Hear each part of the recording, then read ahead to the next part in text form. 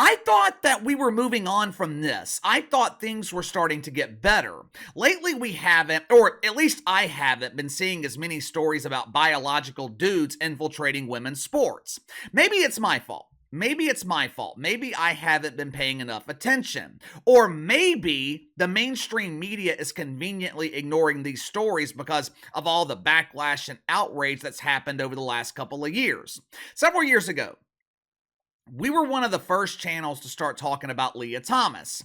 I can't remember exactly how I found out about Leah Thomas. I think a viewer of the channel who was living in the Pennsylvania area sent me a local story about it.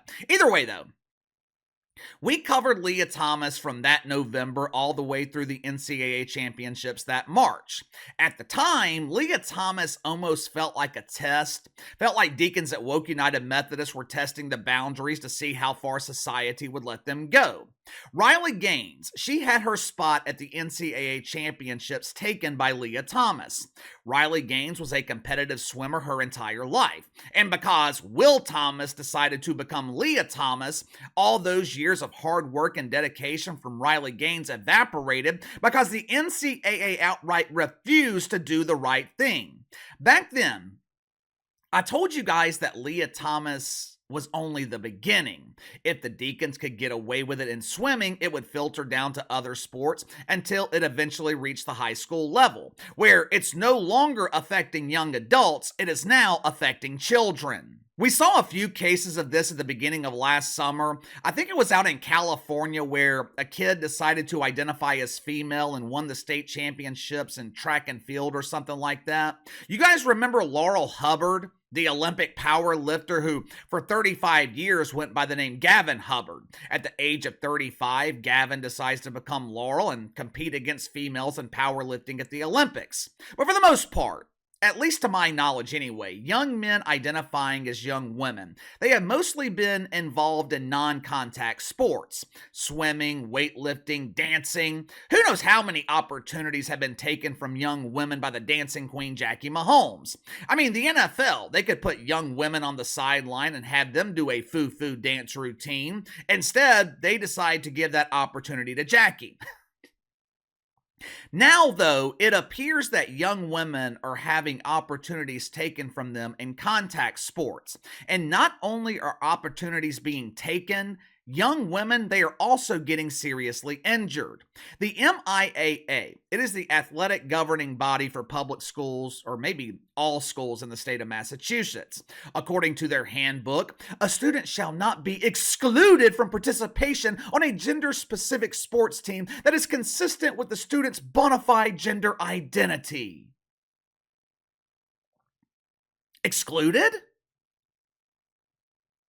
Why did they choose to use the word excluded? I thought the Deacons were all about using the word inclusion. Ooh, inclusion. Give me some inclusion with a little bit of equity. Throw in some diversity sprinkles and you have the perfect woke cupcake. From what I understand, what the MIAA is basically saying is students are allowed to compete against the gender they choose to identify with. I mean, that's just great, right? If Tom decides to identify with the same gender as Mom, he can try out for the softball team. If Greg decides to become Peg, he can become head cheerleader. However, there is one caveat to this rule. The adults who are making these decisions for the MIAA, they really thought this through. They put a lot of time and effort into making this decision. Late night brainstorming sessions where they thought of every possible scenario. The MIAA, they have determined if a potential identifier is basing their gender selection only to gain a competitive advantage, they are not allowed to compete against their preferred gender. Woohoo! Yes. Problem solved, right? If Tom wants to play softball, school administrators, all they got to do is ask him, are you doing this to gain a competitive advantage? Well, of course not. How could you ask me such a demeaning question? No lie detector is needed here. I mean, it's not like teenagers are prone to stretching the truth. All we gotta do is take their word for it. Earlier this month, the Collegiate Charter School of Lowell, they had a basketball game against Kipp Academy. The girls basketball team from Lowell, they are prepping for the playoffs. They are getting ready to compete for a state championship. Going into the game, they had several players sitting out due to minor injuries. Now, from what I understand, all of the players from Lowell, they have two X chromosomes. Most of the players from Kipp Academy share this commonality with the players from Lowell. But there was one particular player from Kipp Academy who was born with a Y chromosome. As you guys know, I watch a lot of basketball. I might not understand competitive advantages in swimming or soccer, but when it comes to the sport of basketball, I can spot matchup advantages. Basketball is extremely physical. Someone born with a Y chromosome has a distinct physical advantage over someone born with two X chromosomes. Not only are they physically stronger, in most cases, they are also taller. I don't know if you guys know this, but in basketball, height is a competitive advantage. That's why you don't see someone like Darren Sproles, who was 5'6" and an elite running back in the NFL. That's why you don't see someone like Darren Sproles playing in the NBA. According to the MIAA's own standards, young men choosing to identify as women, they are not allowed to compete against their preferred gender for the sole purpose of gaining a competitive advantage. But you see, that is the loophole. They worded this perfectly. As long as the student's sole purpose for competing is not to gain a competitive advantage, everything is all good. Except for the young women from the Collegiate Charter School of Lowell, it ain't all good. Now, this video, it's blurry because they blurred out the faces of the players because they're minors, they're kids, but watch this for yourself.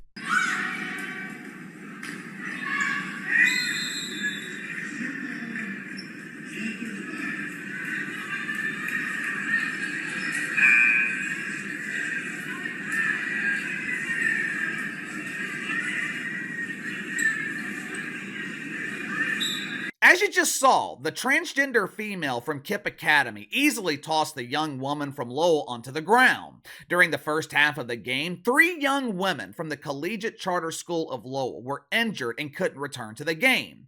At halftime, Kipp Academy was up 31-14. The head coach from the Collegiate Charter School of Lowell, he refused to allow his girls to compete in the second half. He claimed that his roster was depleted going into the game because of injuries, and he only had 5 available players left because 3 other players were injured during the game. The coach claimed that with the playoffs looming, he was choosing to forfeit this game so his roster could get healthy. But let's just be real here.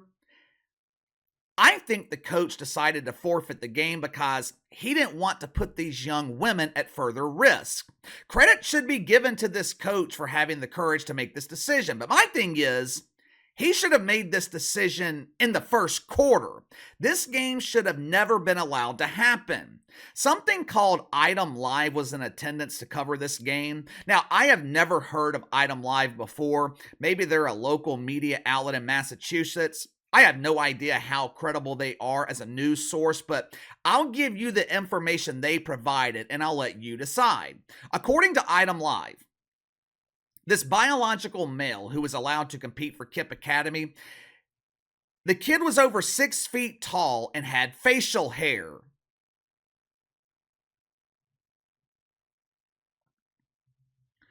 Have we really gotten to the point where it's no longer required to even try? Remember when they were trying to implement standards for transgender involvement in sports, puberty blockers, gender transitioning, all that? I guess at the high school level in Massachusetts, that's no longer required. A player can go out there with the Hulk Hogan Fu Manchu and compete athletically against young women. Now, a lot of people on social media, they are blaming this kid from Kipp Academy. And look, I get it. I understand the anger and frustration, but I don't blame this kid. When this happened several years ago with Leah Thomas, I blamed Leah Thomas, but most of the blame went to the NCAA. I don't blame this kid from Kipp Academy. Hell, the kid just following the rules. I blame the state of Massachusetts, and I blame the parents. For starters, where in the hell are this kid's parents? Were they in the bleachers cheering as these three young women from Lowell were seriously injured?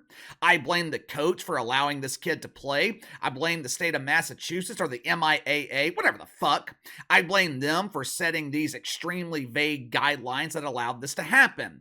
Like I've said many times before, there seems to be a simple solution to this problem. As you guys know, I have a stepdaughter that plays flag football and soccer at the high school level. Fortunately, down here in the deep south, we don't have to deal with problems like this. But if I went to one of her flag football games and I saw a kid on the opposing team with a 5 o'clock shadow, my stepdaughter ain't playing. I don't give a shit if it's the state championship.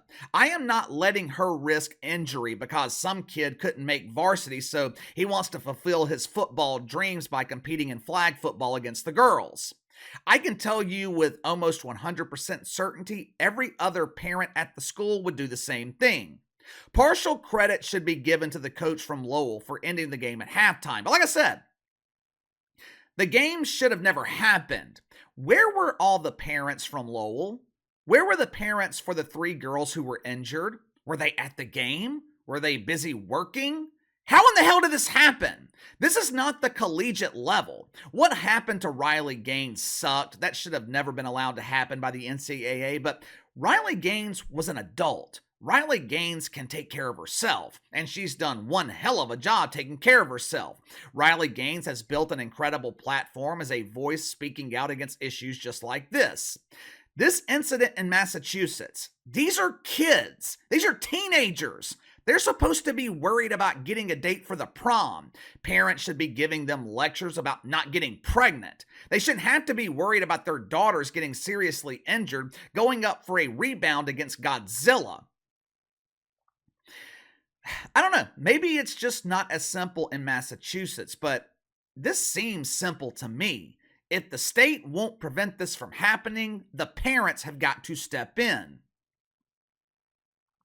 Give me your thoughts on this. Three young women from the Collegiate Charter School of Lowell. They are injured in a high school basketball game, competing against a player with a Y chromosome. For the most part, the mainstream media is ignoring this story. Why? Why? You tell me, sound off in the comments below. Like, subscribe, share the video. I appreciate your support. Best way to contact me is by email at btlkc84@gmail.com, kc_btl84 on Twitter. I'll see you guys later.